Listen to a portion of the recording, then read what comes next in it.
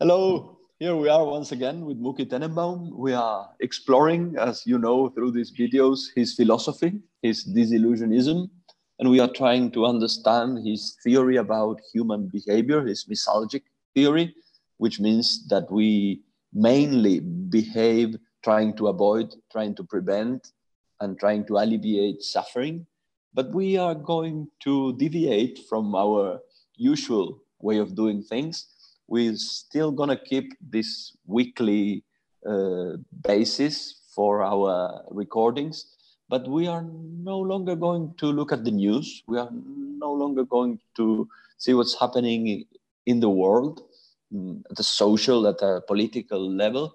We are going to try now and focus on everyday stuff, on aspects of daily life, on very concrete situations that in all probability both of us and many of you have experienced at some point or might soon experience at some point or another.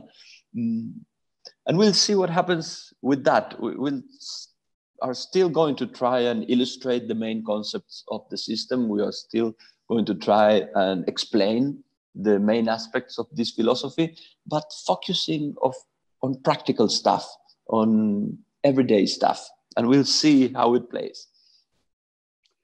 Well, yes, we are going into a new chapter in all these videos. This one, we will deal with the practical, the applied disillusionism, the practical points.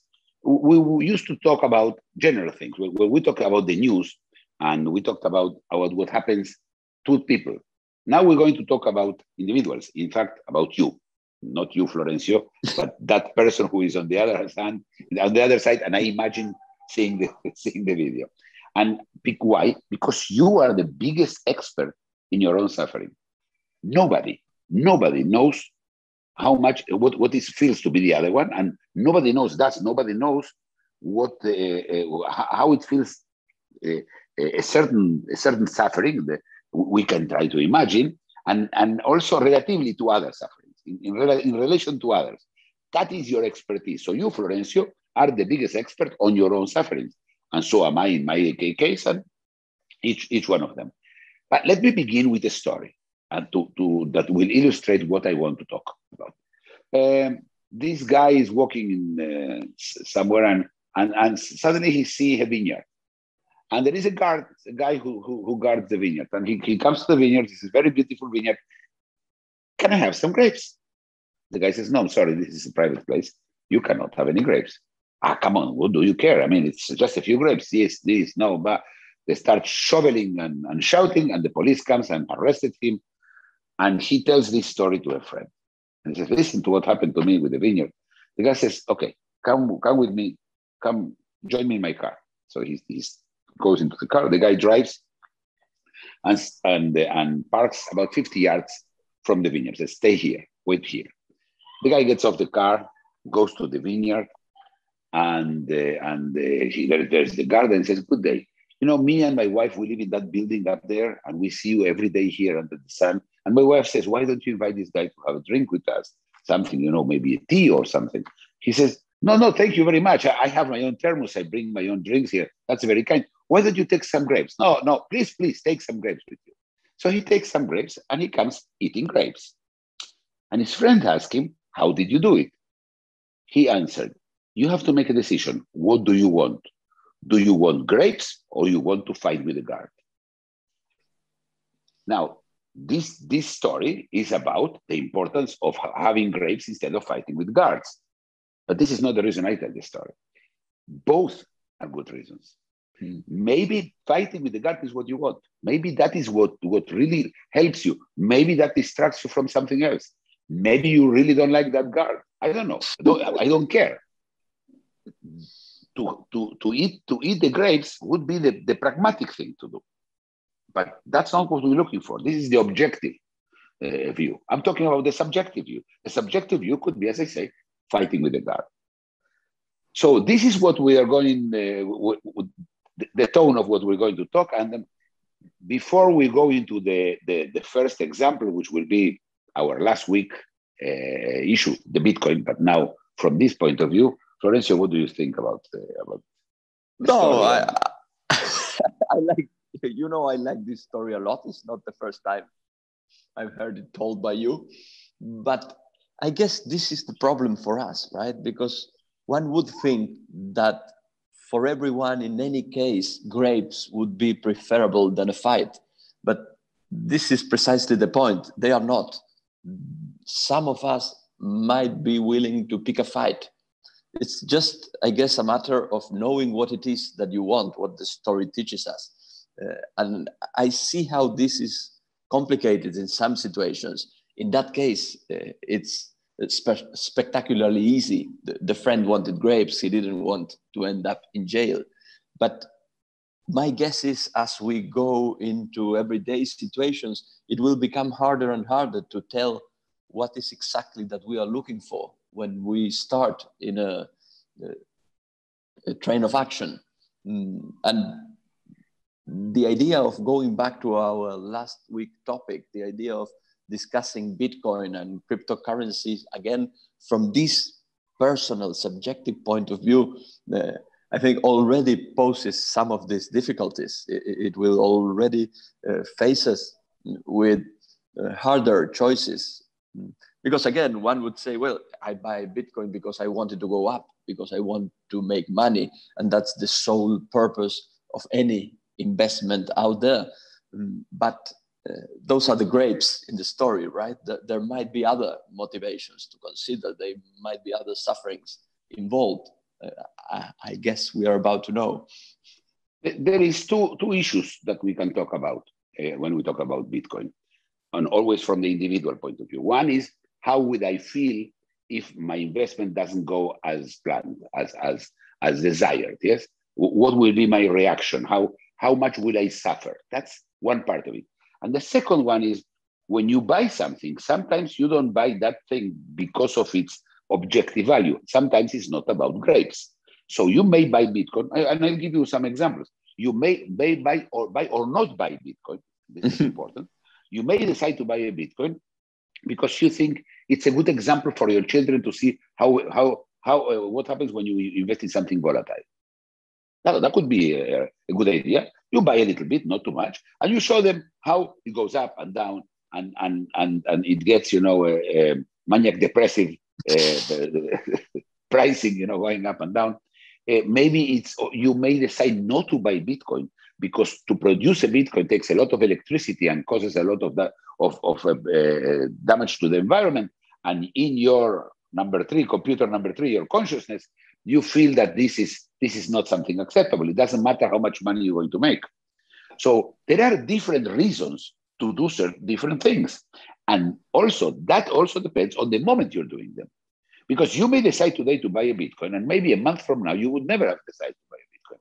There is an interesting rule that I once heard. When should you sell an investment? And the answer is the day you think you wouldn't buy it. The moment you say, this I wouldn't buy at this price, then it's time to sell it. So, and again, this is not, I want to make it clear, this is not a financial blog. Okay, I have nothing to say about it. I am not an expert in investment. But so this is, if you wait here to say, okay, so shall I buy Bitcoins or shall I not buy Bitcoins? You're not going to hear that from me. Not because I don't have an opinion. It's because my opinion has no advantage over the other people's. In the case of disillusionism, what I can tell you is that in the calculus you make, you have to think, how much will I suffer? And is it worth it? So let me give you an example. Some people buy a Bitcoin and they forget about it until the 6 months. They have to make their IRS filing, or they have to decide a reinvestment. Many reasons, but until then they don't think about it. That's one kind of guy. There is other people who look at them every day, or every hour, or every minute. And I know these people. I've seen them. In something so volatile as Bitcoin, you are really in for a ride. Yes, unless there is, of course, maybe tomorrow Bitcoin becomes totally flat, doesn't move. But we know what we're talking about. Again, your decision have to take in account, how would I feel when I would look at it. And how will I be able to sleep? Will I be able to sleepwalk? Remember that you may need it to sleepwalking. You may decide to buy Bitcoin because you're bored, just bored. Or you may decide to buy Bitcoin so you can look at it every minute, so you don't look at your divorce, yes, or some other suffering that is hanging in there, which could be also because you broke your leg and you have 9 months to be with your leg up. It doesn't matter. All these decisions are all equal. It doesn't matter. The question is, how much will you suffer? And again, I'm talking about Bitcoin because people who buy Bitcoin normally are not putting the money they will have to eat with. Yes, we're not talking about that. It's some kind of investment, or you will not go bankrupt if Bitcoin disappears or goes. But and then you have another group, Florence. The question is, how do I look at the Bitcoin? Is one thing. How the people who are around me, my egosphere, those 20, 30 people who are around me, my children, my parents, my boss, or even the maid that works in my house, doesn't matter who. How would they look at me if I lose in Bitcoin? What if Bitcoin goes down 80%, and they will look at me and says, "You're an idiot"?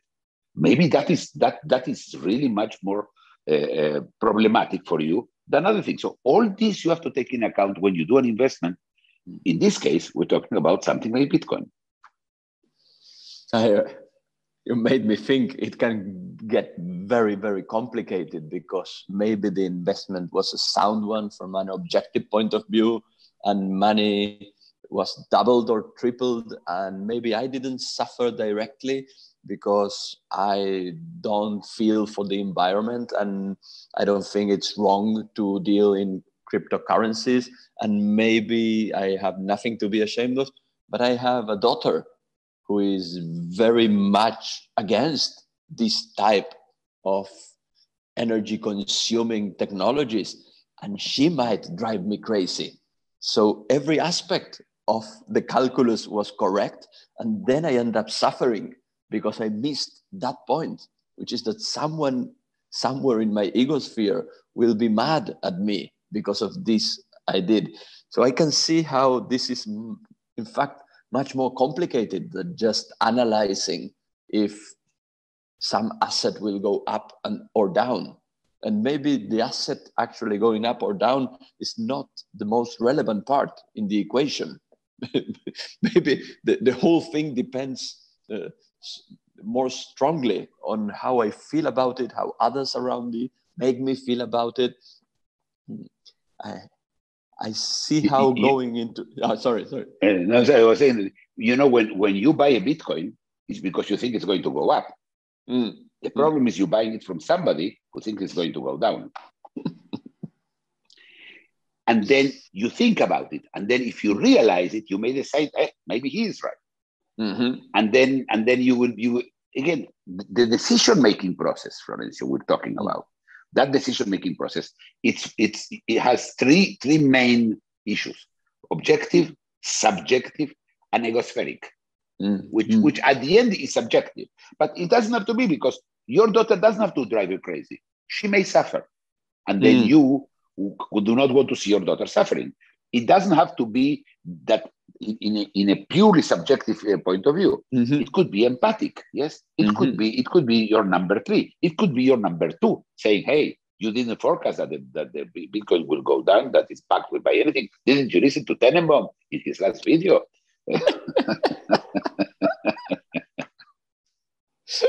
Very good. So we are out of time, but I think we have rehearsed, at least tried this new format, and we'll see how it plays. I think it's interesting to look at small, tiny, everyday things in everyday life. We'll see how it goes. See you next time. See you next week. If you enjoyed the video, please like it, comment and subscribe.